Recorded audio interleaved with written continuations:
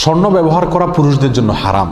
নবী আলাইহিস সালাম সুস্পষ্টভাবে পিওর সিল্ক, স্বর্ণ এগুলো পুরুষদের জন্য হারাম করেছেন এবং এগুলো কবিরা গুনাহসমূহের মধ্য থেকে অন্যতম। মহিলাদের জন্য এগুলো জায়েজ আছে, তারা শোভাবর্ধনের অংশ হিসাবে, সাজসজ্জা হিসাবে তারা স্বর্ণ পড়তে পারেন, স্বর্ণের অলংকার পড়তে পারেন, রেশম পড়তে পারেন, কিন্তু পুরুষের জন্য এগুলো জায়েজ নাই। এখন প্রশ্ন হলো, ছোট ছোট শিশু যেগুলো আছে, ছেলে শিশু কথার কথা, তাদেরকে যদি আমরা স্বর্ণের চেইন পরাই, আংটি পরাই, তাহলে সেগুলো জায়েজ আছে কিনা? উত্তর হলো, বাবার জন্য এগুলো জায়েজ নাই। বাবার জন্য, মায়ের জন্য, অভিভাবকের জন্য জায়েজ নাই তার ছেলে সন্তানকে কি করানো? এই স্বর্ণের জিনিস পরানো। এগুলো যদি ছোট ছেলে সন্তান পরে, তাহলে ছেলে সন্তানের কোনো গুনাহ হবে না, কারণ তার অ্যাকাউন্টই খোলে নাই। ছোট শিশু, তার কোনো হিসাব নিকাশ নাই। যে তারা দিয়ে করাবে, দায়টা তার উপরে বর্তাবে। কথা বুঝে আসছে?